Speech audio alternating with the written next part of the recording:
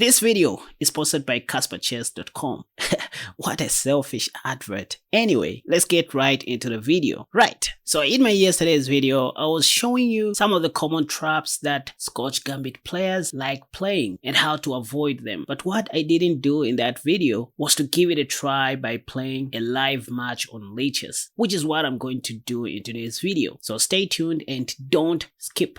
So if you're an e4, e5 player, you have no option but just to know how to play against the Scotch Gambit and the Scotch Game. By the way, I'm going to challenge a random chess player on Lichess just to make a point. So you first of all take on d4, and then if white takes, that will be the Scotch Game. If they play bishop c4, that will be the Scotch Gambit. And before I go any further, let me show you a simple trick that you can employ in order to force most of your opponents to play the Scotch Game without their full knowledge. Right.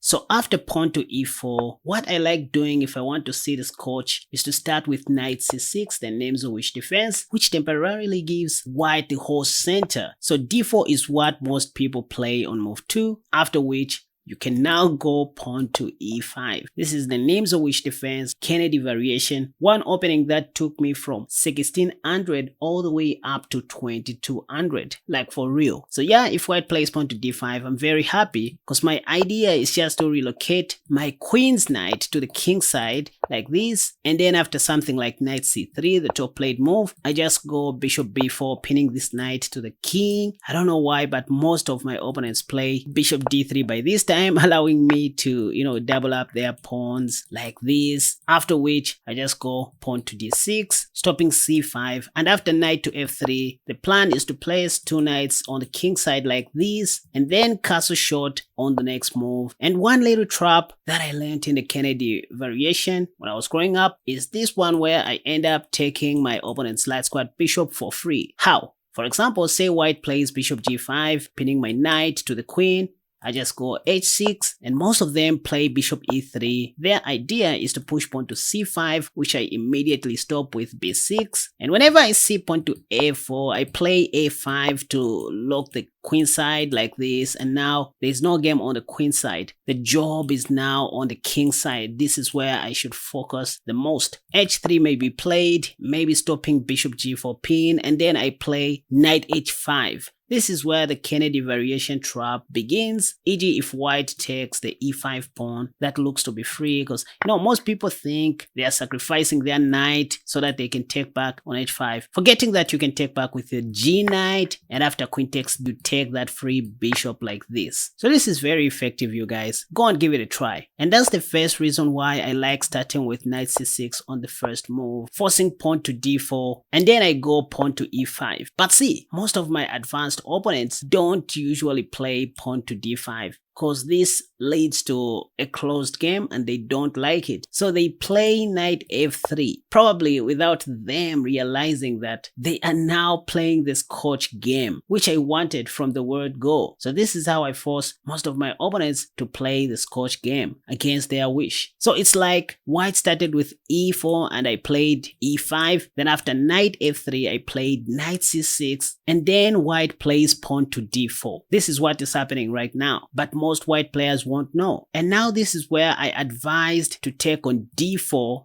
and if white takes on d4, that becomes the Scotch Game, where I advised to play bishop c5 in my new e5 defense course, which is currently on high demand. People are getting it like crazy, you guys. I never expected to receive this kind of love. Before I show you one little trap in the Scotch Game, and before I play a live game on Lichess, let me show you what I'm studying with my students on Patreon. So I'm on my website www.casperchess.com, and what you're seeing on the screen right now is my new E5 defense course, which my team and I launched yesterday. It's more like an all-in-one course that covers 27 chapters of the most crucial sub-openings under the King's Pawn game that you should be aware of. And what sets it apart are its structured organization, systematic approach, and detailed move-by-move explanations, which make it stand out from other chess videos on YouTube. So other sub-openings that you're going to learn are openings like the Italian game, the Gioco Pianissimo, the Gioco Piano, the Ruy Lopez, the Bishop's opening, Gotham's favorite Vienna Gambit, 3 Knights opening, 4 Knights game, Goring Gambit, the Scotch Gambit, even the Scotch Game that I'm showing you guys right now is included in my E5 defense course, and I can promise you to say once you finish studying this, you won't be the same. So you can find all the relevant links in the comment section down below. Do the needful and let's continue. So before I play a game, after you play bishop c5 back on move 4, you will see most of your opponents taking on c6,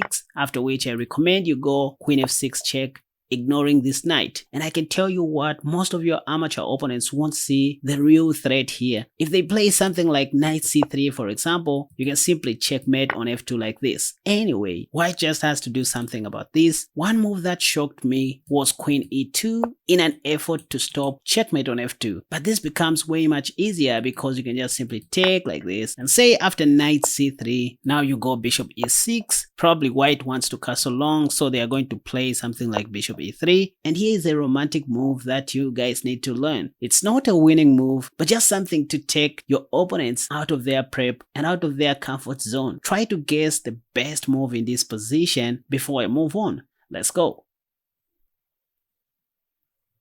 Well, I guess most of you are looking at bishop b6. Some of you are looking at bishop takes, which is not a good move, obviously. But the move here is simply the ugly looking move bishop a3, trying to win the b2 pawn. So this is how you play in classical tournaments to keep your opponents on your toes, increasing their chances to blunder.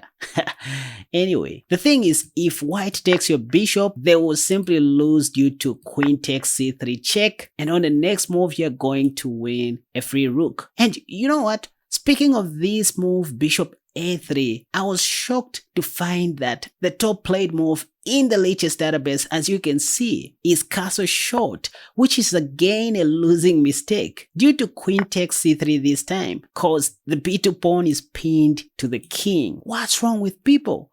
So the only thing white can do here is to take the bishop, after which you don't even have to go queen a1 check. You first of all give a check on a3 like this, and if king b1 is played, you will just take with your light squad bishop. So they will probably play something like king d2 here, after which you can simply develop your knight on f6, intending to take on e4 or simply castle long, depending on what you think is easy. Right, so let me play a game on Lichess and see how my opponent, or probably how Maya, is going to respond to my anti-Scotch classical variation ideas. Let's go. And hey, be sure to hit the like button, subscribe to my channel, and most importantly, my complete E5 defense course right now. Guys, this is one course I would have kept secretly between me and my students, because after all, I'm just revealing other people's secret repertoires, and it's for the love. So do me, I do you. Support Casper Chess by getting this course right now. Now, time for Lichess. Okay, time to challenge Maya.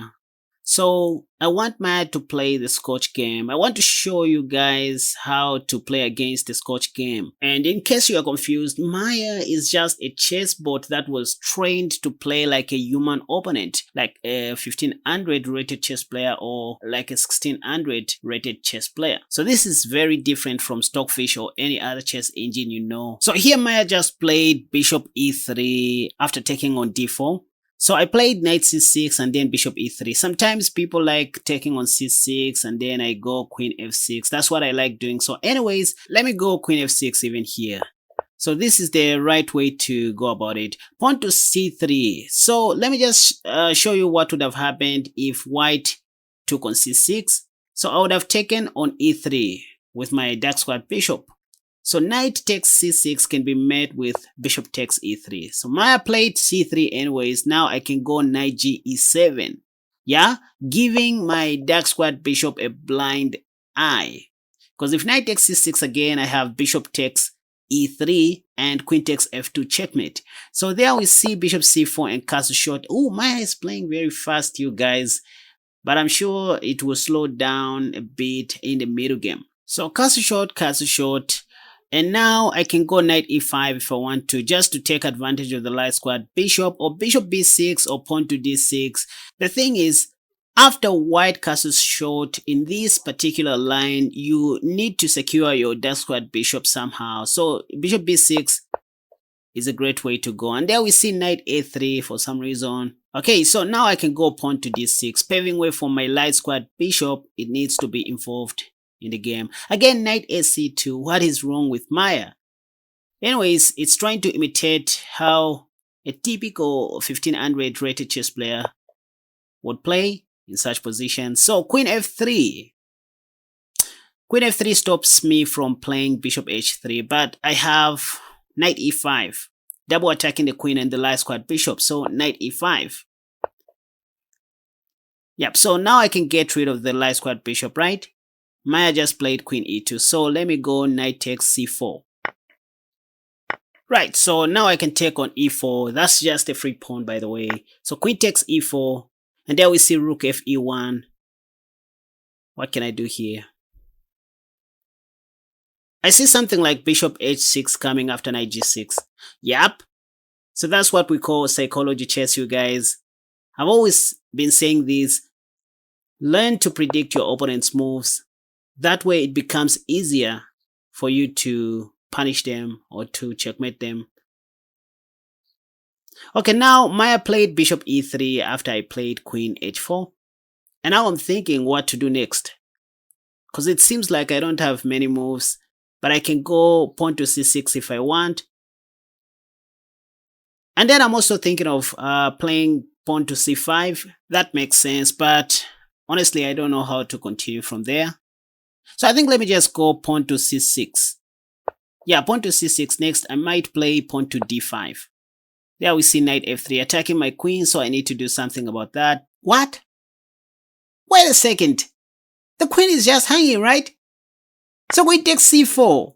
What was Maya thinking? I mean, anyways, I do understand this bot was trained to mimic human opponents, especially at 1500 level and 1600 level. And that's not an insult though. If anything, this is a call for improvement. I would love to see all of you guys improve, your chess. Anyways, the game is technically over, and I don't think if I should continue, streaming or just cut this. I just played knight f4, intending to mate on g2. So rook g1, now bishop e4. I want to take the knight for free. So let's see what else I can do here. Knight e1. Can I go pawn to h5? Or maybe I should just promote into another queen. So c4. Let me just go and promote. Yeah, I mean, there's nothing much that Maya can do. The game is almost over in this position. Yep, so that's what I'm talking about. h4, queen takes h4, checkmate. Yeah, sorry for wasting your time, you guys, but I hope you have learned one or two things, especially how you can punish the Scotch game with my bishop c5 classical variation. Right.